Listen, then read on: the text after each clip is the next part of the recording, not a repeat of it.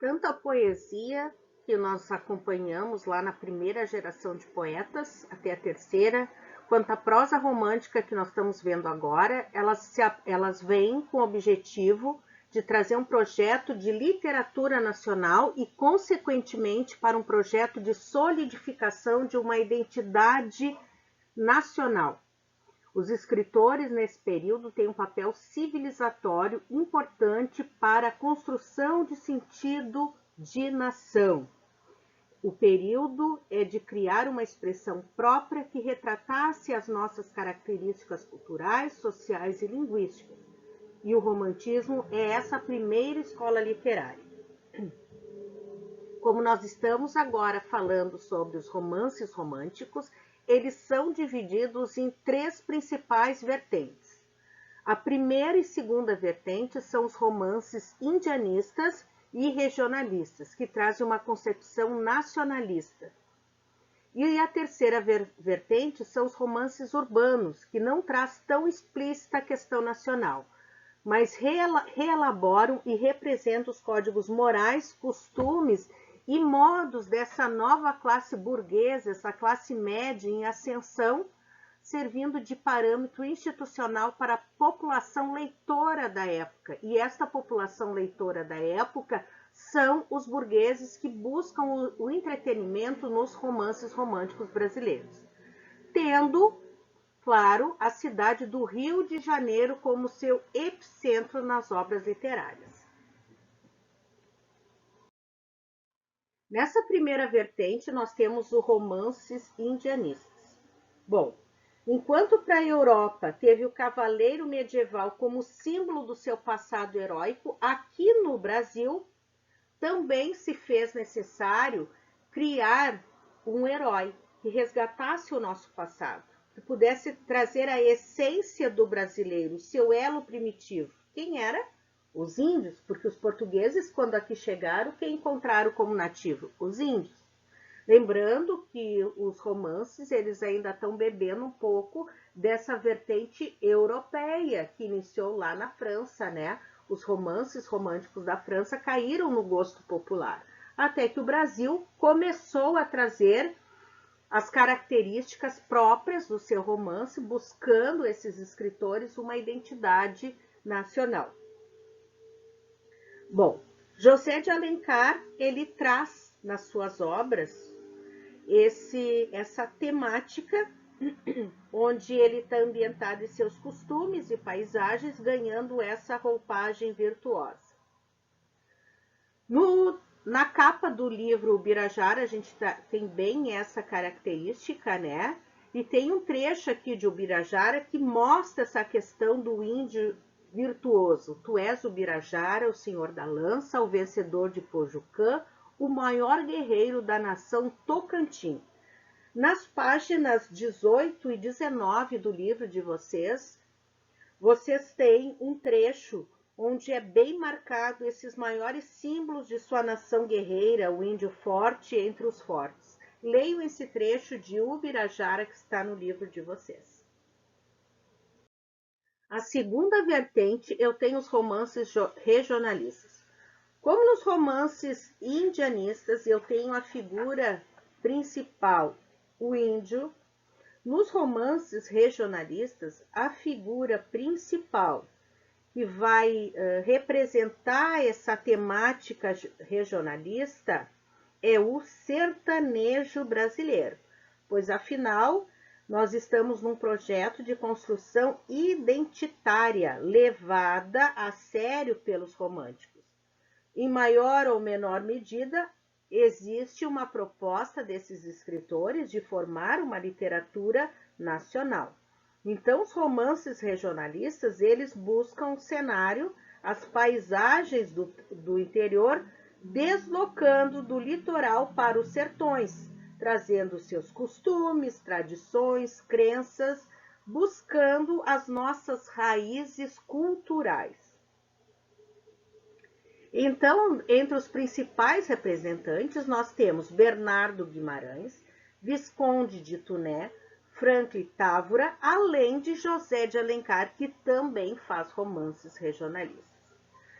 No romance regionalista, o Cabeleira, de Franklin Távora, resgata a tradição de um Brasil profundo, dos rincões em que modos de conduta, códigos de honra e tradições são regidos sob uma ótica diferente. Tem aqui, na página 20 do livro de vocês, uma introdução desse personagem principal, o Cabeleira, tá? Que sustenta-se por um tom mítico e heróico deste personagem principal. Cabeleira é considerado o primeiro romance do cangaço do escritor cearense Franklin Távora. Surgiu da necessidade de se mostrar ao Brasil a cultura nordestina, que além do grande valor literário, possui inestimável valor histórico, fruto de sua pesquisa no sentido de documentar e bem a realidade vivenciada pelos habitantes do Nordeste do país. A narrativa ela enfoca a saga de um herói do mal, José Gomes, conhecido pelo povo como Cabeleira, cujas atrocidades aterrorizaram o estado de Pernambuco neste período, e foram cantadas inúmeras trovas populares. Enquanto menino, José oscila entre dois extremos. Ou segue os modos de sua mãe Joana, uma mulher bondosa, de coração e alma pura, ou assume o legado de cangaceiro de seu pai Joaquim Gomes, que é assassinado, inveterado, que o treina para matar passarinhos e depois matar gente. Tem um trecho do livro que diz o seguinte: minha mãe me deu contas para eu rezar. Meu pai deu-me faca para eu matar. E na terceira vertente, eu tenho os romances urbanos ou de costumes que retratam a vida urbana e os costumes desses burgueses, né? Os romances urbanos, eles reconstroem a arquitetura da cidade e os modos de conduta dessa classe social em ascensão. Fala dos jogos de salão, das intrigas amorosas, dos bailes e paixões, estudantes e suas vadiagens, além de jovens casadoiras, à espera de bons partidos, que são alguns dos temas apresentados para essas tramas, né, de leves, ágeis e fácil apreciação pelo público leitor também em ascensão. Por isso que eu tenho tramas fáceis, eu tenho uma linguagem acessível, uma linguagem fácil, eu não tenho uma linguagem rebuscada nesse período dos romances românticos. Temos novamente José de Alencar também nesta terceira vertente. E os romances urbanos de José de Alencar, eles marcam muito este período, ele também se destaca muito nessa terceira vertente. No romance A Diva de José de Alencar, por exemplo, ela traz a receita folhetinesca, atendendo ao desejo por entretenimento. Fala de conflito amoroso, desencontros entre o casal apaixonado, jogos de salão, intrigas, final feliz com os enamorados assumindo seu amor. E é o que se revela na carta, que eu vou ler a seguir um trecho, que a heroína, que a princípio é mimada e cheia de vontade, confessa após vários episódios, desprezando seu amor incondicional a Augusto.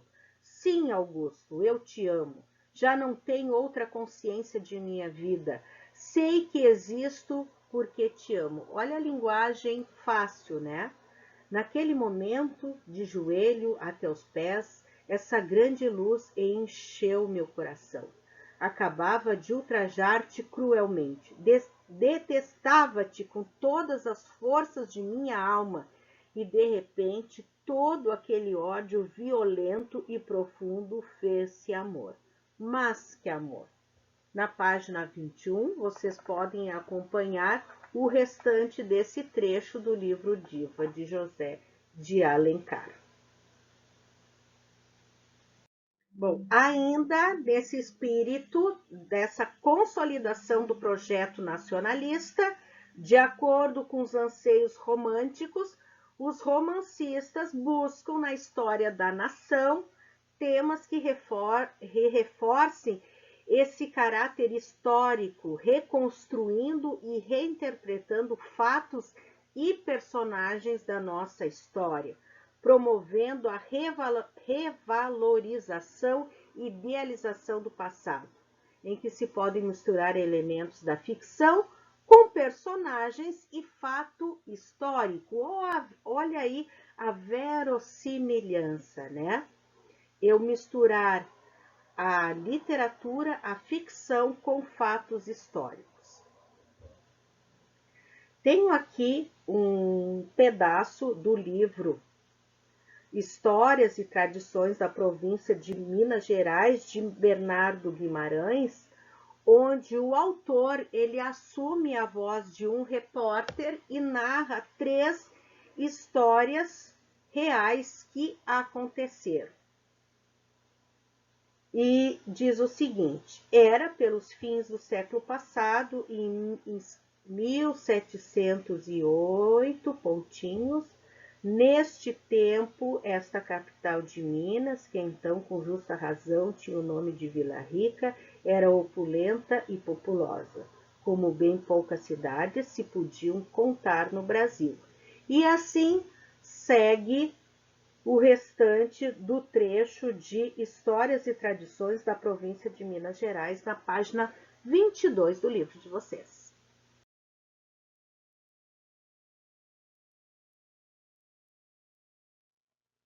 E romantismo hoje, será? Bom, se a gente for pensar agora, vamos voltar para o presente, nós temos a história de Harry Potter, um garoto órfão, um passado misterioso, encontros e desencontros amorosos, amigos que são inimigos e inimigos que se tornam amigos, o bem vencendo o mal, uma história de folhetim do século XVIII. Quando eu falo em uma história folhetinesca do século XVIII, lembre-se, né, que os primeiros romances eles são publicados em forma de folhetim pelos jornais, né? A imprensa ela traz a literatura. Uma história folhetinesca do século XVIII ou algum dos elementos principais que movem a trama de Harry Potter? E quanto a Game of Thrones? Um bastardo com passado misterioso, intrigas e jogos de poder, amores desfeitos, casamentos por interesse, finais surpreendentes e reviravolta de todos os tipos. Será então que os elementos que tanto agradaram o gosto burguês em formação no século XVIII ficaram mesmo fora de moda? E quanto às nossas novelas, não só as novelas brasileiras, mas outras novelas europeias, talvez o modelo mais bem acabado da estrutura do folhetim do século XVIII, ainda nos dizem sobre nossos dilemas, sobre nosso senso de humanidade, nossos medos, desejos, angústias e expectativas. A estratégia de fisgar o leitor, mantendo preso a narrativa por vários e vários capítulos, a cada semana ainda é eficiente, o famoso gancho, que nem a gente fala. Por que a gente quer continuar assistindo determinada novela ou as séries do Netflix que virou uma mania nacional? Porque tem o famoso gancho. Aquela história, ela nos deixa de forma proposital uma expectativa para a gente saber como dará a continuidade dessa história. Ela nos fisga por essa questão, por esse gancho. Ao que tudo indica, tanto o formato quanto as temáticas permanecem bastante atuais e seguem agradando no século XXI. As novelas televisivas encontram ainda público cativo entre as famílias. Sim, elas ainda se reúnem para assistir a famosa novela das 9, que tornam as tramas assunto nos almoços de domingo.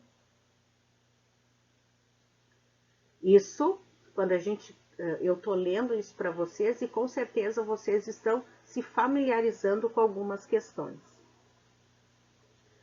Bom, então tanto as sagas literárias como Crepúsculo, Harry Potter, Jogos Vorazes, quanto as séries de TV também têm seu público cativo, ansioso por novas tramas e intrigas, as quais são apresentadas a cada novo capítulo ou volume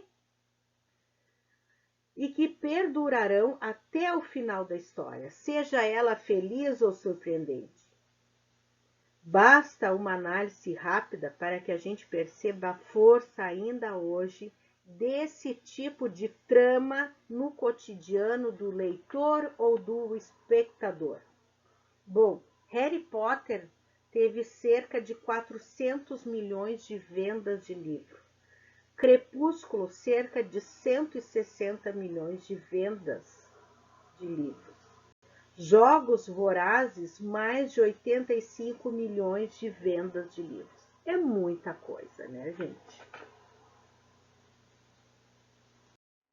A influência do romantismo se mantém atual pela forma como atualmente as sagas e séries reeditam a condução das tramas, a dinâmica e a linguagem fácil, capazes de promover a identificação do público familiarizado com as convenções e os códigos apresentados nas narrativas.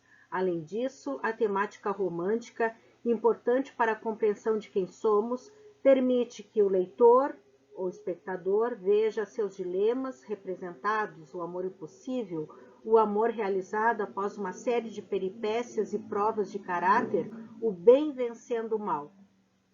Assim como no século XIX, a produção cultural romântica também toma para si o papel de representar o público e simultaneamente formar o seu gosto, criando outras formas de apreciação de objetos culturais. E voltando ao nosso século XVIII, sem jamais ter o abandonado, como nós vimos agora há pouco, né? Vamos falar das grandes obras da prosa romântica no Brasil. José de Alencar, como nós já vimos, é a figura central da prosa romântica no Brasil. Com sua trilogia indianista, ele representa 3 etapas da relação do indígena com o colonizador. O Ubirajara, a convivência entre as nações indígenas antes a chegada dos europeus, aqui no Brasil. Iracema, com a chegada dos primeiros portugueses e o processo de miscigenação, que assim começa. E o terceiro, o Guarani, que enfoca o processo de povoamento português aqui no nosso país.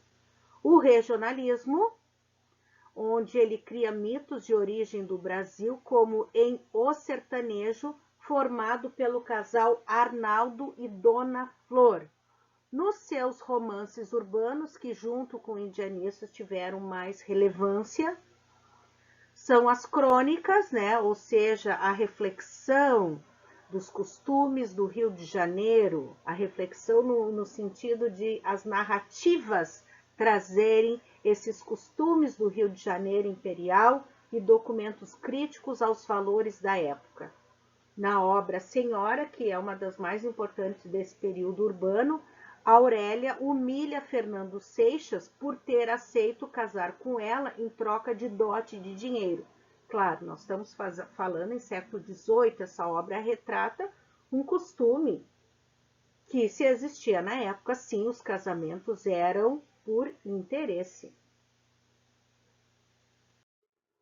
No romance de costume, nós temos Joaquim Manuel de Macedo. Ele traz, assim, trama simples, uma escrita previsível e, por vezes, caricatural na construção dos seus personagens e intrigas.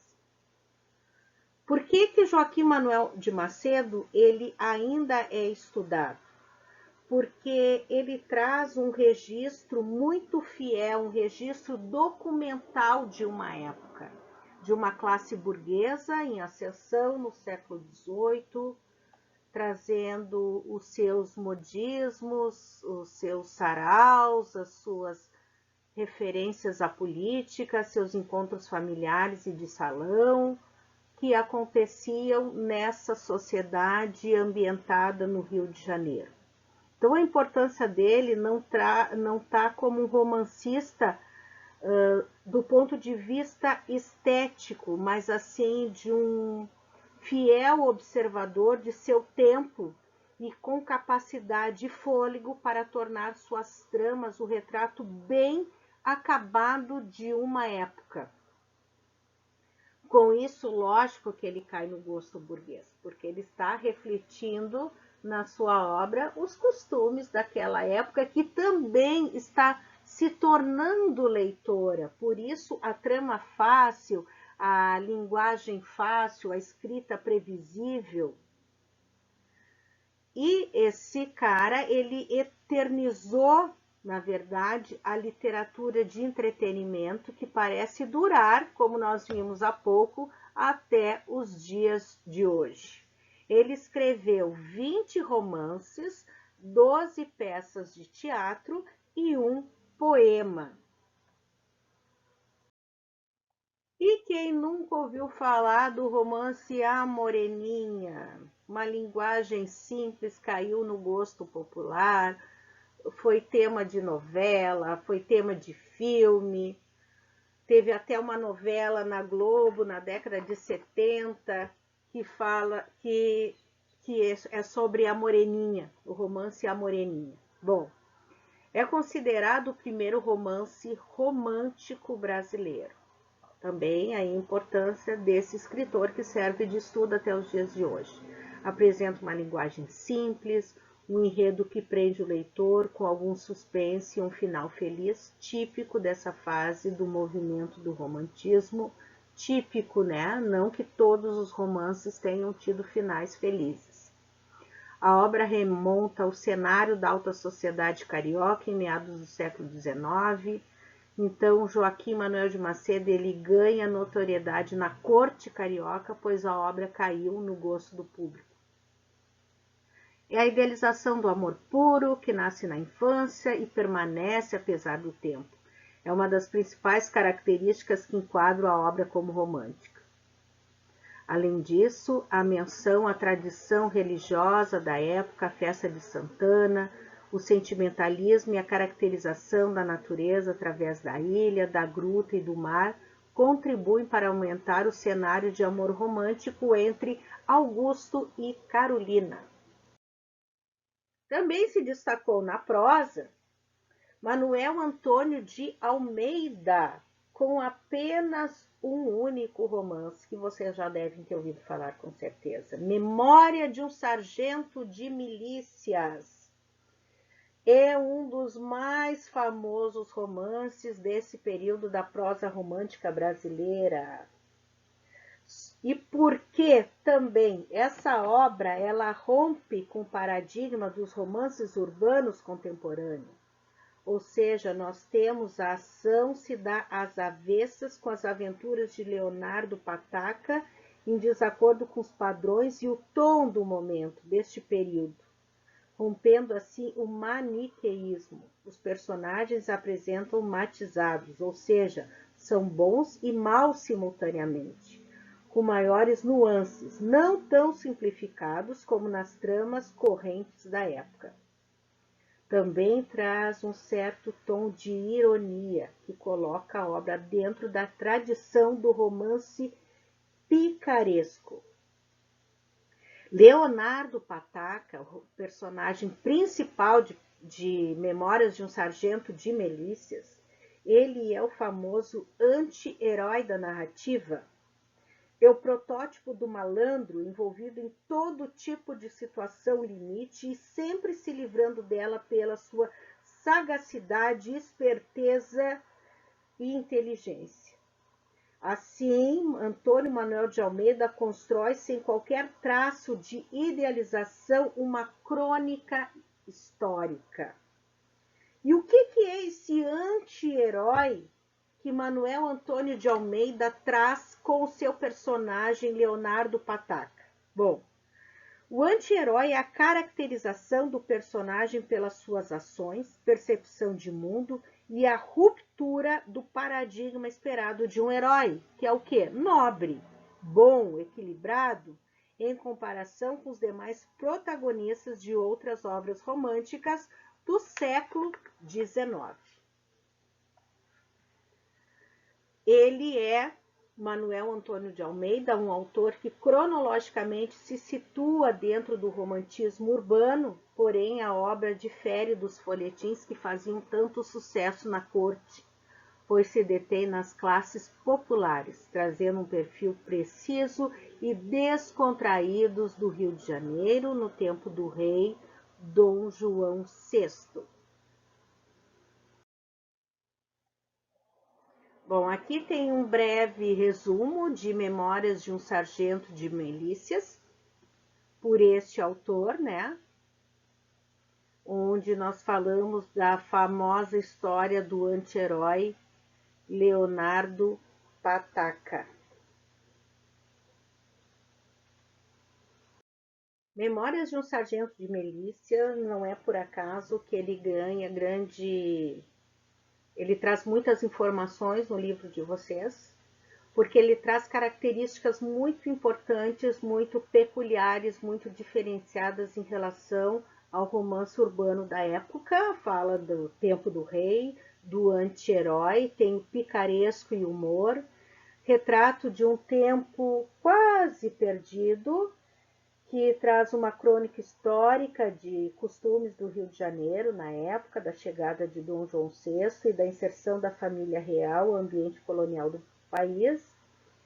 Nesse sentido, é a reconstituição de um passado próximo, mas já perdido, entre aspas, porque tanto a cidade quanto o país vivem neste período um processo de transformações que tem como horizonte uma sociedade baseada em princípios burgueses. Assim, também há, nesse resgate realista dos tempos do rei, um caráter transgressor ao se colocar a trama de Memórias de um Sargento de Milícias em confronto com outras épocas. Com outras da época, quer dizer. Ele traz cenas, tipos e costumes do velho Rio de Janeiro, destacando o caráter documental da obra. É uma cidade, sim, em transição neste período, abrindo-se para uma série de benesses oriundas da presença da família real, que aqui chegou em solo nacional, ficando no Rio de Janeiro. Uma cidade em que se configura uma reorganização da vida social. Então, a preocupação em datar, situar para o leitor a ação, revela-se já no início antológico da obra, marcando o tom de crônica. Por que um tom de crônica? Através da literatura, por meio da literatura, ele traz características, ele traz momentos que fizeram parte da nossa história. Por isso que a crônica literária, ela narra fatos históricos, mas com um viés literário. Tem o retrato das camadas populares, olha que interessante, outro viés diferenciado de Memórias de um Sargento de Milícias, por isso que ele escolhe um anti-herói de classe social baixo, um enredo em aventuras, para as quais encontra soluções na malícia e na esperteza desse personagem. Essa obra, ela traz uma preocupação com as pessoas de origem mais humilde, indicando as mazelas sociais, o modo brutal como convivem com o mundo e são constantemente por eles subjugados, tendo como recurso extremo para a vivência e sobrevivência o que? A astúcia. Por isso que ele rompe tudo que eu citei agora, ele vem romper com esses paradigmas da prosa romântica.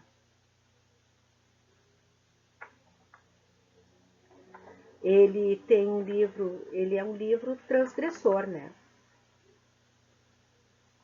E ele também traz a verossimilhança. Por quê?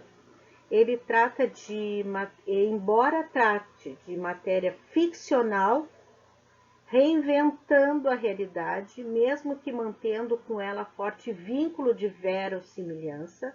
Algumas narrativas, por seu caráter realista na descrição de cenários e na construção de cenas e episódios, guardando forte semelhança com a realidade. Podem ser lidas também como um registro histórico e, portanto, como um documento por meio da literatura para nós entendermos o nosso passado aqui no nosso país.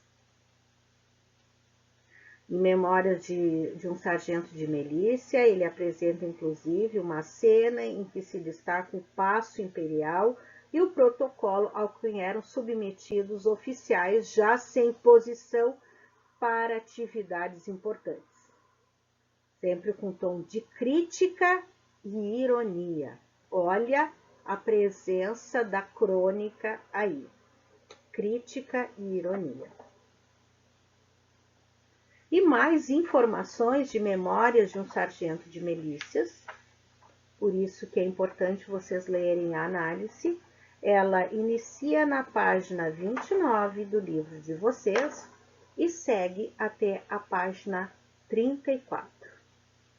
Agora que nós encerramos o capítulo 16 do módulo 6, vocês façam os exercícios a partir da página 24 do livro de vocês, e vocês podem fazer também as atividades complementares. Vocês farão uma ótima revisão do que nós vimos sobre a prosa do romance romântico no Brasil.